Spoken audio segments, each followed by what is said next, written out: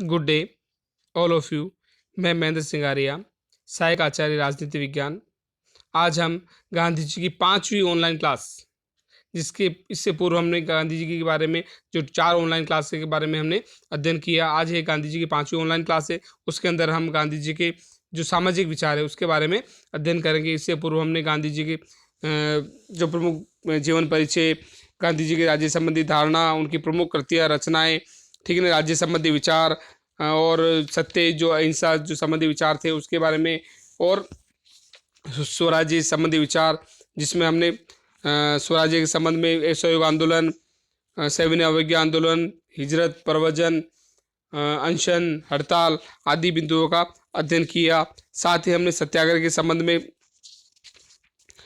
संबंधी विचारों के बारे में हमने चर्चा की, और गांधी जी के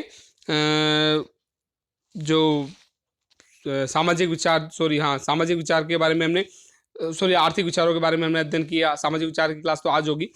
उससे पूर्व हमने गांधी जी का आदर्श समाज था और राम राज्य था, उसके बारे में हमने चर्चा की कि गांधी जी का जो आदर्श समाज है या राम राज्य कैसा होगा। उसमें अहिंसात्मक समाज, लोकतांत्रिक व्यवस्था, विकेंद्रीकृत व्यवस्था, जो आर्थिक क्षेत्र में विकेंद्रीकरण हो, नागरिक के जो अधिकार है उसको प्राप्ति हो, निजी संपत्ति के बारे में, और प्रत्येक व्यक्ति को श्रम, मतलब उसके पारिश्रमिक और श्रम के बारे में, वर्ण व्यवस्था के बारे में, अस्पृश्यता के बारे में, धर्मनिरपेक्ष समाज राज्य के बारे में, गोवध निषेध, मद्य निषेध, निःशुल्क प्राथमिक शिक्षा और अंतर्राष्ट्रीय क्षेत्र में शांति की आदि प्रमुख बिंदुओं का हमने इससे पूर्व की जो क्लास था उसमें हमने ये अध्ययन किया। और साथ ही हमने गांधी जी के आर्थिक विचारों में औद्योगिकरण का विरोध, कुटीर उद्योगों का समर्थन, व्यक्तिगत संपत्ति, निजी संपत्ति के बारे में, अपरिग्रह सिद्धांत के बारे में, और वर्ग सहयोग की जो धारणा थी उसके बारे में हमने अध्ययन किया। एक बार वापस मैं आपको बोर्ड के जो मेन बिंदु हैं उस पर वापस ले जाता हूँ।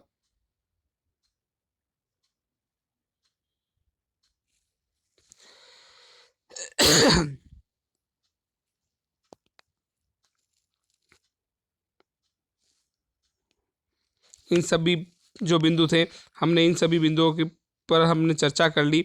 साथ ही प्रमुख विचारों में सत्य, अहिंसा, सत्याग्रह, ठीक है, राज्य संबंधी विचार, विकेंद्रीकरण, सत्ता, नागरिक अधिकार, वर्ण व्यवस्था, अस्पृश्यता, धर्मनिरपेक्ष समाज, गोवध, निःशुल्क प्राथमिक से मद्य निषेध, कुटीर उद्योग, ठीक है ना, उद्योगीकरण विकास, इन सभी बिंदुओं पर चर्चा करी। आज हम गांधी जी के जो सामाजिक विचार थे उनके बारे में जाने की, महात्मा गांधी समाज के बारे में और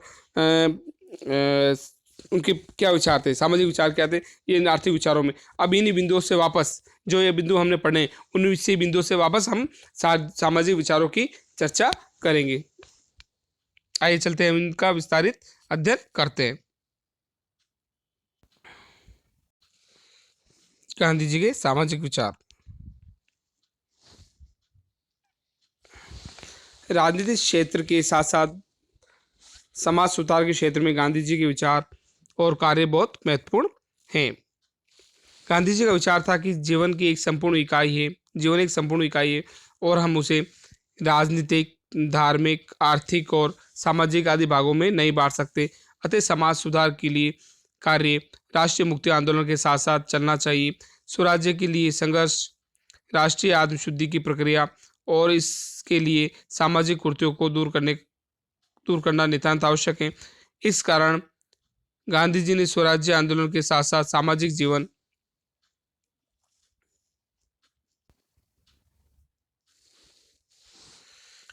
जीवन के लिए रचनात्मक कार्यक्रम को अपनाया। गांधी जी के सामाजिक विचारों की प्रमुख बातें, ठीक है, आज हम सामाजिक विचारों में इन बिंदुओं का अध्ययन करेंगे, जिसमें सामाजिक विचार में पहला वर्ण व्यवस्था, जिसके बारे में हमने पढ़ लिया, अस्पृश्यता के बारे में पढ़ लिया, सांप्रदायिक एकता के बारे में पढ़ा, स्त्री शिक्षा और बुनियादी शिक्षा, ठीक है ना। तो गांधी जी के जो सामाजिक विचार थे उनमें 5 बिंदु है, उनका हम आज की जो क्लास है उसमें डिस्कस करेंगे, अध्ययन विस्तारित रूप से अध्ययन करेंगे। जैसा कि वर्ण व्यवस्था के बारे में मैंने आपको पहले बता दिया कि समाज में वर्ण व्यवस्था का समर्थन गांधी जी ने किया, कि समाज में जो वर्ण हैं कौन कौन से, ब्राह्मण, वैश्य, ब्राह्मण, क्षत्रिय, वैश्य और शूद्र, जो चारों वर्ण हैं, उन वर्ण व्यवस्था के आधार पर उन्होंने समर्थन करते हुए इन विचारों को प्रतिपादित किया है। वर्ण व्यवस्था में सामान्यतः हिंदू जीवन को एक दोष समझा जाता है, और अनेक व्यक्तियों ने इस बात का प्रतिपादन किया कि पूर्णतः उन्मूलन कर दिया जाना चाहिए, वर्ण व्यवस्था का उन्मूलन कर दिया जाना चाहिए, लेकिन गांधी जी इसके पक्ष में थे। और दूसरी ओर स्वामी दयानंद जैसे कुछ शब्दधारा इस बात पे प्रतिपादन करते हैं कि वर्ण व्यवस्था को बनाए रखना जाना चाहिए, किंतु उसका आधार जन्म नहीं होकर कर्म होना चाहिए। ध्यान रखें, जो सुधारक थे वो क्या कह रहे थे कि उनका जो निर्धारण है वो कैसा होना चाहिए कि आधार जन्म नहीं होकर उनका कर्म होना चाहिए। गांधी जी की विचारधारा इससे भिन्न थे। वे जैसा मैंने आपको बता दिया, गांधी जी जो वर्ण व्यवस्था को बनाए रखने के समर्थक थे। तो ये लाइन आ गई है कि गांधी जी वे वर्ण व्यवस्था को बनाए रखने के समर्थक थे। कौन? गांधी जी। उनका विचार है कि इसका आधार जन्म ही होना चाहिए, कर्म नहीं। गांधी जी क्या चाह रहे थे कि इनका आधार क्या होना चाहिए? जन्म नहीं, जन्म ही होना चाहिए, कर्म नहीं होना चाहिए। लेकिन जो स्वामी दयानंद सरस्वती हैं, M.N. रॉय हैं और राजा राम मोहन राय, वो क्या चाह रहे थे कि जिनका जो व्यक्ति वर्ण व्यवस्था उसका अंत होना चाहिए। लेकिन ये क्या कह रहे हैं कि वर्ण व्यवस्था होनी चाहिए और उनका आधार क्या होना चाहिए? उनका आधार, गांधी जी क्या कह रहे हैं, जन्म ही होना चाहिए, कर्म नहीं होना चाहिए। लेकिन ये जो समाज सुधारक थे वो क्या कह रहे थे कि वर्ण व्यवस्था का आधार क्या होना चाहिए? जन्म नहीं, उनके कर्म होना चाहिए। ठीक है ना, तो ये चीज ध्यान रखें आप लोग। दूसरा है जो सामाजिक विचार है उसमें अस्पृश्यता का अंत है। सामाजिक विचारों में दूसरा बिंदु क्या है? अस्पृश्यता का अंत। अस्पृश्यता का अंत मतलब छुआछूत का अंत, है ना। अस्पृश्यता भारत समाज का एक गंभीर दोष रहा है। मध्य तथा आधुनिक युग में नानक, कबीर, राजा राम मोहन, दयानंद सरस्वती, विवेकानंद ने इसका विरोध किया। अस्पृश्यता के अंत में जो समाज सुधारक थे, जिनमें कबीर, नानक, गुरु नानक और राजा राम मोहन राय, स्वामी दयानंद सरस्वती ने सभी ने अस्पृश्यता का विरोध किया। साथ ही गांधी जी ने भी इसका समर्थन किया है। गांधी जी ने भी लिखा इसमें कि गांधी जी ने अस्पृश्यता का अंत में बीड़ा उठाया और उन्हें सफलता भी मिली। गांधी जी अस्पृश्यता को भारतीय समाज के लिए कलंक मानते थे और उनका कथन ये है कि ये एक ऐसा घातक रोग है जो समाज को नष्ट कर देगा। वे अछूतों के समान सामाजिक, राजनीतिक और आर्थिक अधिकार दिलाने के पक्ष में थे। साथ ही इस बात पर जोर दिया कि वे अछूतों को भी स्वर्ण हिंदुओं के समान ही मंदिर प्रवेश और पूजा आराधना का अधिकार मिलना चाहिए। मतलब गांधी जी ने जो है वो मंदिर प्रवेश और पूजा आराधना का अधिकार भी उन्हें दिलाया। उनका विचार था कि इससे अछूतों में आत्मसम्मान की भावना जागृत होगी और उनके प्रति स्वर्ण हिंदुओं को दृष्टिकोण बदलेगा। तो गांधी जी अस्पृश्यता के वो चाहते थे कि अस्पृश्यता खत्म हो, छुआछूत जैसे जो विचार है वो खत्म हो। नेक्स्ट जो विचार है सांप्रदायिक एकता। सांप्रदायिक एकता मतलब समाज का कोई भी वर्ग हो, कोई भी धर्म हो, ठीक है, वो आपस में एकता बनाए रखे। कोई भी समाज का कोई भी वर्ग अपने आप को ऊंचा ना समझे, कोई भी वर्ग अपने आप को, कोई भी धर्म अपने आप को नीचा ना समझे। तो इस प्रकार की जो व्यवस्था बनेगी वो क्या कहलाएगी? सांप्रदायिक एकता, जिसमें हिंदू, मुस्लिम, सिख, ईसाई, जैन, बौद्ध, फारसी जो सभी वर्ग है, सभी धर्म है, सभी लोग एक साथ रहे, एक साथ सभी का सहयोग करें, जो एकता बनेगी उसको क्या नाम दिया है? सांप्रदायिक एकता। सामाजिक क्षेत्र में गांधी जी का प्रमुख आदर्श भारत के सभी संप्रदाय, हिंदू, मुस्लिम, सिख, ईसाई, पारसी को एकता के सूत्र में आबद्ध करना था। उन्होंने सांप्रदायिक एकता, विशेषकर हिंदू मुस्लिम एकता पर जोर दिया। ठीक है, उन्होंने अंत में तक भारत के विभाजन का विरोध किया और जब तक भारत का विभाजन हो ही गया तो उन्होंने हिंदू मुस्लिम दंगों को रोकने की भरसक चेष्टा की। वे सभी धर्मों को समान समझते थे और उन्होंने सांप्रदायिक एकता को बनाए रखने के लिए अपने प्राणों की आहुति दे दी। जो अगला विचार है, चौथा जो विचार है वो है स्त्री शिक्षा। इन तीनों विचारों को हमने पूर्व में पढ़ा, लेकिन जो नेक्स्ट अगला विचार है वो है स्त्री शिक्षा, मतलब स्त्रियों की शिक्षा दी जाए, महिला को शिक्षा दी जाए। इससे पूर्व जो राजा राम मोहन राय का हमने टॉपिक पढ़ा था, तो उन्होंने राजा राम मोहन राय ने भी स्त्रियों की दशा को सुधारने के लिए बहुत से प्रयास किए, जिसमें विधवा विवाह, स्त्री शिक्षा, सती प्रथा पर रोक, है ना, तो प्रमुख बिंदु थे उनके। तो क्या कह रहे हैं स्त्री शिक्षा के बारे में कि स्त्री सुधार। राजा राम मोहन राय के बाद स्त्री शिक्षा की दिशा में उल्लेखनीय कार्य करने वाले व्यक्ति कौन थे? महात्मा गांधी थे। उनका कथन था कि स्त्रियां किसी भी दृष्टि से पुरुषों से हीन नहीं होती, मतलब कमजोर नहीं होती, और कमजोर कहना उनके प्रति अन्याय और अपमान है, उनका अन्याय है। उनका कथन था यदि सत्य, अहिंसा, सहिष्णुता और नैतिकता आदि के सर्वोच्च गुणों की दृष्टि में विचार किया जाए तो सभी स्त्रियां पुरुषों से श्रेष्ठ है। गांधी जी ने पर्दा प्रथा, ध्यान अंडरलाइन की हुई चीजें आप लिख लें अपने नोटबुक में। गांधी जी ने पर्दा प्रथा मतलब आज भी वर्तमान समय में अगर किसी समाज पक्ष में नाम नहीं लेना चाहता, आप सब जानते हैं कि आज भी पर्दा प्रथा होती है, बुर्का पहना जाता है और घूंघट प्रथा निकाली जाती है, पर्दे में रखा जाता है उन्हें आज के वर्तमान समय में भी। तो गांधी जी ने पर्दा प्रथा, बाल विवाह जो आज भी अमूमन देखे जाते हैं ग्रामीण क्षेत्रों में, पर्दा बाल विवाह, देवदासी प्रथा, मतलब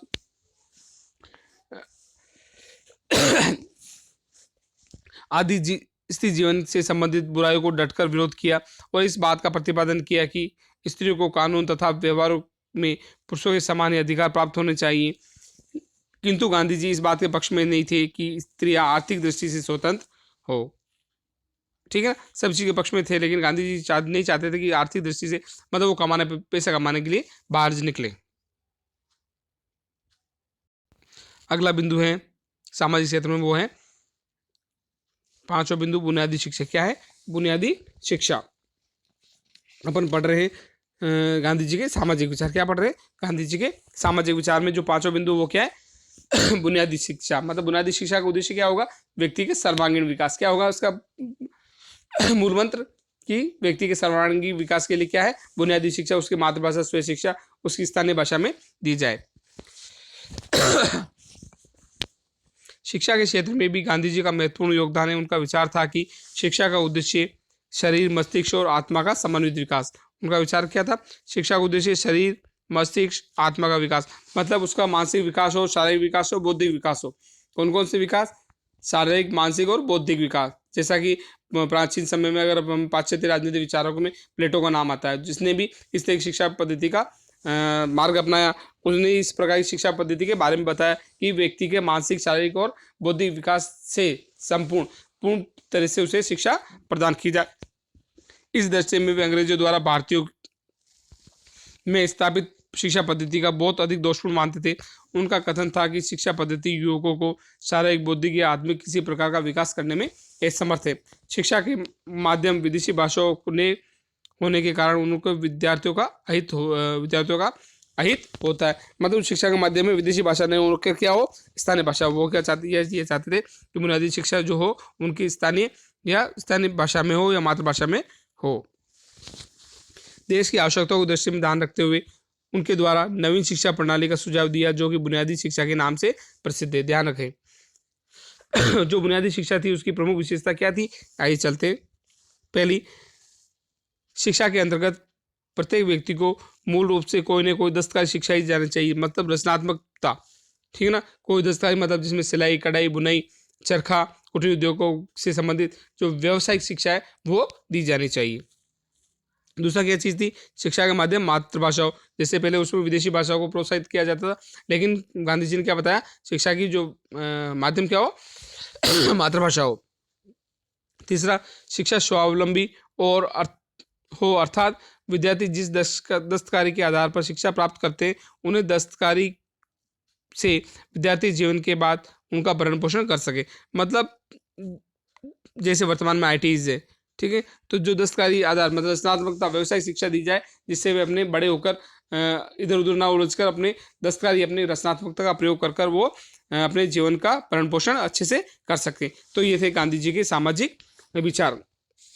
आइए हम उनके जो अगले बिंदुओं पर कि गांधी जी के अगला बिंदु में अपने विचार क्या हैं। तो इस तरह से हमने जो गांधी जी के सामाजिक विचार थे उसमें 5 बिंदुओं का अध्ययन किया। जो लास्ट में था 5वां बिंदु था वो क्या था? बुनियादी शिक्षा। ठीक है ना? अगला जो बिंदु है, अगला पॉइंट है वो है राष्ट्रवाद और अंतर्राष्ट्रवाद। कि गांधी जी के जो विचार थे उसमें राष्ट्रवाद और अंतर्राष्ट्रवाद के संबंध में क्या विचार थे। तो जैसा मैंने आपको शॉर्ट में बता दिया कि वसुधैव कुटुंबकम, संपूर्ण सृष्टि, संपूर्ण वसुधा, संपूर्ण पृथ्वी हमारा एक परिवार है। सब भी मिलजुल के रहे, शांतिपूर्वक रहे, कोई भी देश दूसरे देश पे आक्रमण ना करें, अहिंसा ना फैलाएं, सत्य के साथ अपने कर्तव्यों का पालन करें, उनके समझौते बनाए रखें, संधियां बनाएं। ठीक है, तो गांधी जी के प्रमुख विचार इस तरह से थे।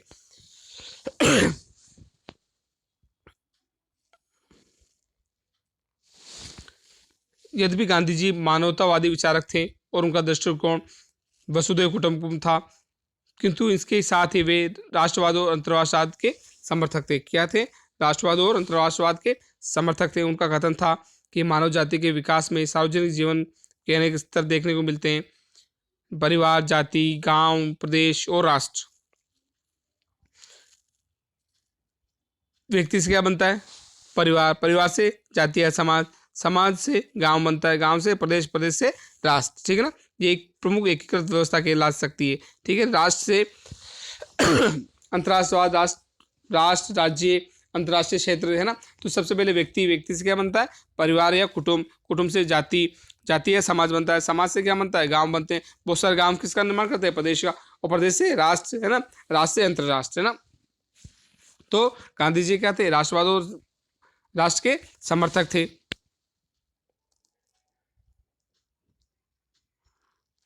इन सबको पार करने के लिए वसुधैव कुटुंबकम या अंतर्राष्ट्रवाद के अंतिम आदर्श को प्राप्त किया जा सकता है। अतः व्यक्ति का सामाजिक कर्तव्य परिवार से प्रारंभ होता है। सामाजिक अतः व्यक्ति का सामाजिक कर्तव्य परिवार से प्रारंभ होता है और मानवता की सेवा तक पहुंचता है। पहले की सामाजिक इकाइयों के प्रति अनेक कर्तव्य पालन नहीं करना, मानवता की सेवा की बात करना, अपने उत्तरदायित्व से विमुख होना, अनेक उपयुक्त विचारधाराओं के आधार पर गांधी जी का कथन है, प्रत्येक व्यक्ति को अपने देश के प्रति कुछ विशेष कर्तव्य होते हैं जिन्हें उसके द्वारा आवश्यक रूप से पूरा किया जाना चाहिए। गांधी जी ने इन विचारों को स्वाधीनता संग्राम के नेतृत्व किए जाने के कारण एक महान राष्ट्रवादी कहा जाता है। लेकिन गांधी जी के संकीर्ण या उग्र राष्ट्रवाद के उपासक नहीं थे। गांधी जी क्या थे? उदारवादी थे। ठीक है ना।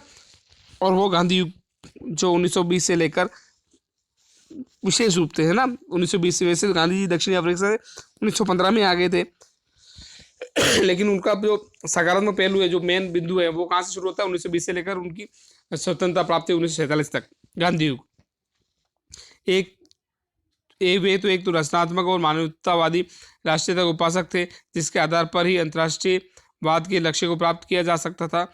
गांधी जी राष्ट्रवाद को अंतर्राष्ट्रवाद के मार्ग की बाधा नहीं समझते थे। उनका विचार था कि अंतर्राष्ट्रवाद और विश्व बंधुत्व के लिए राष्ट्रीयता आधार का कार्य करती है। तो राष्ट्रीयता का जो मतलब व्यक्ति के मन में राष्ट्रीय संबंधी विचार करना। स्वयं उनके शब्दों में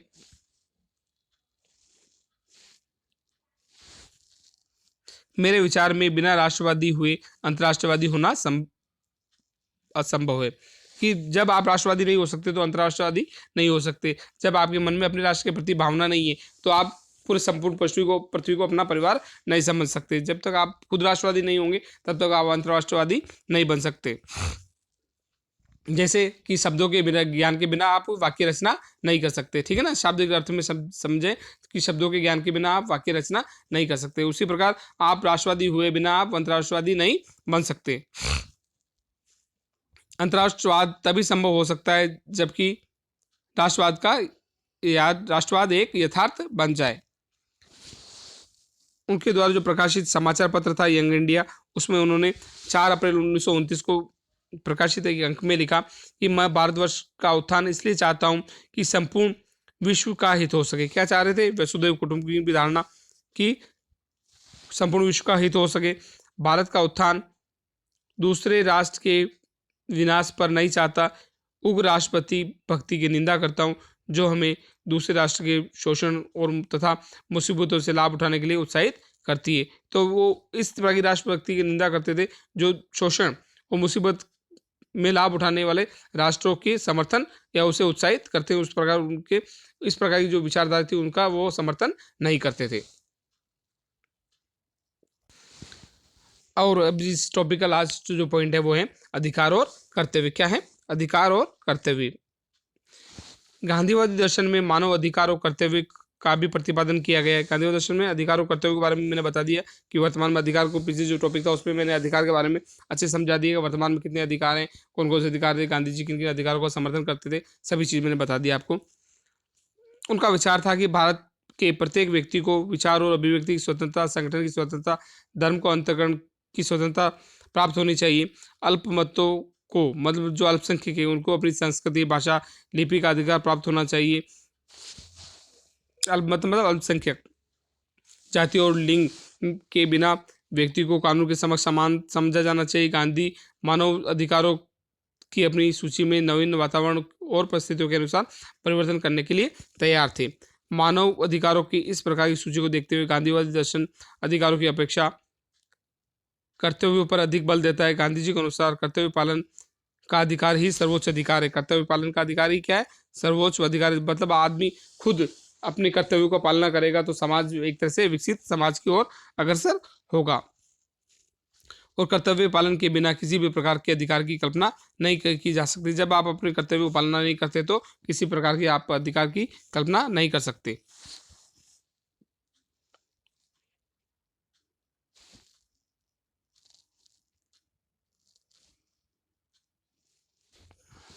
अंत में स्वयं गांधी जी के शब्दों में अधिकारों को वास्तविक स्रोत कर्तव्य है। अधिकारों का वास्तविक स्रोत क्या है? कर्तव्य। यदि हम कर्तव्य की पालना करें तो अधिकार हमसे दूर नहीं रह जाएंगे, लेकिन यदि हम कर्तव्यों को अधूरा छोड़कर अधिकारों को पीछे दौड़ेंगे तो अधिकार हमसे मृग तृष्णा के समान दूर होते जाएंगे।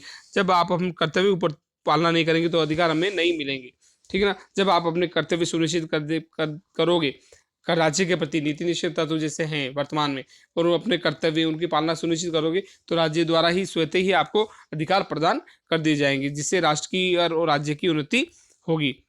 आगे लिखते हैं कर्म कर्तव्य फल अधिकार है, ठीक है ना। लास्ट में क्या लिखते हैं? कर्म कर्तव्य और फल अधिकार है। तो आज के इस टॉपिक में हमने जो प्रमुख बिंदु थे उन सभी बिंदुओं पर हमने चर्चा की, जिसमें गांधी जी की सामाजिक विचार, आर्थिक विचार, शिक्षा संबंधी विचार, राजनीतिक विचार, है ना, सत्य और अहिंसा संबंधी विचार, राज्य संबंधी विचार, सत्याग्रह संबंधी विचार, ये सहयोग आंदोलन, सेविनय अवज्ञा आंदोलन, भारत छोड़ो आंदोलन, प्रवचन, हड़ताल, अनशन, है ना, आदि सभी बिंदुओं पर हमने चर्चा की। सत्य और अहिंसा में 3 प्रकार की जो अहिंसा थी, 11 व्रत थे, ठीक है ना, उन सभी के बारे में हमने चर्चा की। तो साथ ही आज ये हमारा 5वीं जो गांधी जी की 5वीं ऑनलाइन क्लास थी उसके साथ ही ये चैप्टर हमारा क्लोज होता है। और अगला जो टॉपिक होगा हमारा जवाहरलाल नेहरू, कि कौन सा है अगला अध्याय? ऑनलाइन क्लास में हम अगले अध्याय में जवाहरलाल नेहरू के बारे में अध्ययन करेंगे। Thank you.